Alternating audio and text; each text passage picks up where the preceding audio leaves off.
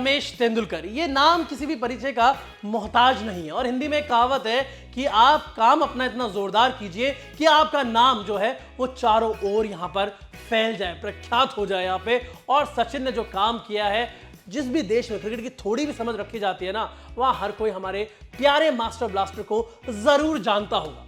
आज यानी कि 24 अप्रैल के दिन ही साल 1973 में सचिन का जन्म हुआ था और 51 साल में सचिन ने इतना कुछ पा लिया कि अब उनको क्रिकेट का भगवान कहा जाने लगा है। क्रिकेट के भगवान थे तो इंसान ही, कई सारे रिकॉर्ड्स बनाए, कई सारे गोल्डन मोमेंट्स आए और कई सारे रिकॉर्ड्स ऐसे बना दिए तो शायद ही कभी तोड़ पाएगा। लेकिन आज मैं इस वीडियो में आप लोगों को उनके रिकॉर्ड्स के बारे में नहीं बताऊंगा। आज मैं ये नहीं बताऊंगा कि सचिन की स्ट्रेट ड्राइव कितनी अच्छी थी। आज मैं आपको ये भी नहीं बताऊंगा कि सचिन की कवर ड्राइव कितनी अच्छी थी। आज मैं आपको ये बताऊंगा कि आखिर सचिन कैसे बने क्रिकेट के भगवान। क्योंकि हमेशा कहा जाता है कि जब आपको लाइफ यहां पे लो फेजेस में डालती है तो आप कमबैक कैसे करते हैं, आपका कमबैक कैसे होता है, वो आपको डिफाइन करता है। और सचिन ने जो कमबैक्स किए वो लाजवाब रहे। असली किंग ऑफ कमबैक अगर किसे कहा जाए तो वो हमारे प्यारे मास्टर ब्लास्टर है।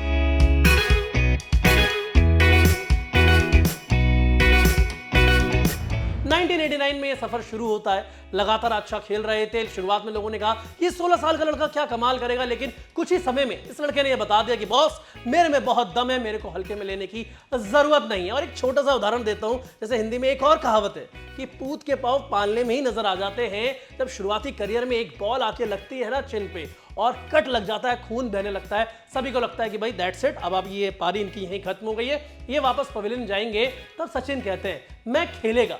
और सिर्फ जो विपक्षी टीम थी वही हतप्रभ नहीं रह गई, जो साथी खिलाड़ी नवजोत सिंह सिद्धू थे वो भी हतप्रभ रह गए कि गुरु क्या करना चाह रहे हो। और उस दिन ये चीज डिफाइन हो गई थी, ये चीज पता चल गई थी कि ये खिलाड़ी आम नहीं, ये खिलाड़ी बेहद खास है यहाँ पे।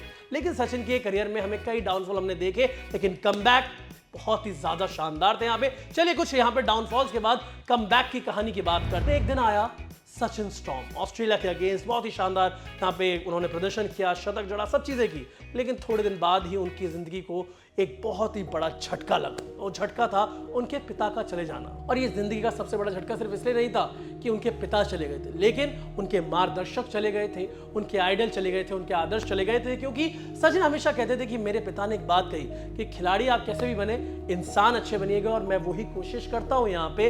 और सचिन के लिए उनके पिता से बढ़कर कोई भी नहीं था। लेकिन सचिन ने कहा कि मैं इंसान भी अच्छा बनूंगा, खिलाड़ी भी अच्छा बनूंगा।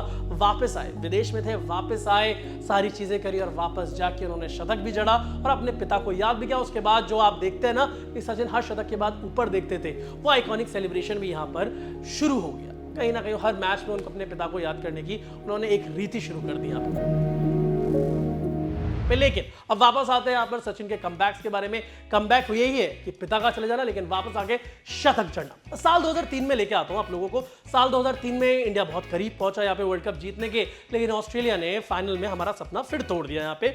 और सचिन को गोल्डन बैट मिला, लेकिन वो मायूसी साफ नजर आ रही थी सचिन के चेहरे पे कि भाई मुझे वर्ल्ड कप चाहिए था, ये गोल्डन बैट नहीं। और लोगों ने कहा कि ये अच्छा मौका था, शायद इससे अच्छा मौका कभी भी सचिन को नहीं मिलेगा। साल 2004 अच्छा गया, लेकिन साल 2004 के अंत तक सचिन की जिंदगी के सामने यहां पर सबसे बड़ी मुश्किल आके खड़ी हो गई। वो थी सबसे बड़ी इंजरी उनके करियर की, टेनिस एल्बो। यानी कि जो खिलाड़ी अपने बल्ले से करामाते दिखाता था वो बल्ला उठा भी नहीं पा रहा था, हिला भी नहीं पा रहा था, इतनी सीवियर इंजरी थी। और वो समय ऐसा था दोस्तों कि लोगों ने कह दिया कि ये तेंदुलकर नहीं, ये एंडुलकर है।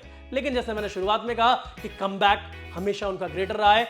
2006 तक वो इंजरी से पूरी तरह रिकवर हुए। 2007 में वर्ल्ड कप था, उन्होंने पूरी रिकवरी की, खूब प्रैक्टिस की। 2007 में टीम के साथ गए, कमबैक करके किसी ने सोचा नहीं था कमबैक कर जाएंगे, लेकिन कमबैक करके गए। 2007 में फिर झटका लगा, और वो झटका था यहाँ पे कि टीम ग्रुप स्टेज से ही बाहर हो गई।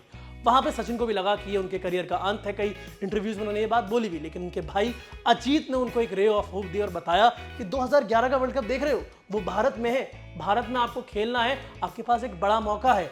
बस इतनी सी उम्मीद ही बहुत थी यहाँ पे सचिन के लिए। और सचिन ने 4 साल दोबारा से लगा दिया अपनी मेहनत में, अपनी मशक्कत में। और 2011 में वो सपना भी पूरा हुआ। लेकिन वो सपना पूरा तो हुआ, एक समय ऐसा आया जहां सचिन अपना आपा खो बैठे। 2011 के वर्ल्ड कप के सेमीफाइनल मुकाबले में जब खाना नहीं पहुंचा टीम इंडिया के पास, तो खिलाड़ी गुस्सा हो गए। तब सचिन को आया बहुत तेज गुस्सा। उन्होंने कहा कि अगर इतने ही भूखे हो ना, जाओ मैदान पे रन बनाओ, इतने ही भूखे हो, जाओ मैदान पे विकेट लो, फाइनल में पहुंचो, मैं पार्टी दूंगा। पार्टी भी उन्होंने दी, पूरे इंडिया ने जश्न भी मनाया क्योंकि टीम इंडिया ने उसके बाद ओडीआई वर्ल्ड कप भी अपने नाम किया।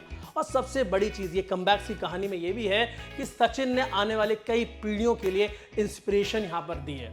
आप देखिए महेंद्र सिंह धोनी, सुरेश रैना, विराट कोहली, रोहित शर्मा, शुभमन गिल, यशस्वी जायसवाल, यानी कि दूसरी तीसरी जनरेशन भी यहाँ पे सचिन से इंस्पायर होती है। और कहीं ना कहीं रिकॉर्ड्स तो बहुत सारे हैं, लेकिन जो ये कमबैक सचिन ने किए और जो ये प्रेरणा दी आने वाली कई पीढ़ियों को, ये सब चीजें कमाई हैं और इसी वजह से उनको कहा जाता है क्रिकेट के भगवान। और आज क्रिकेट के भगवान 51 साल के हो गए। इंडिया टीवी क्रिकेट की तरफ से हैप्पी बर्थडे मास्टर ब्लास्टर।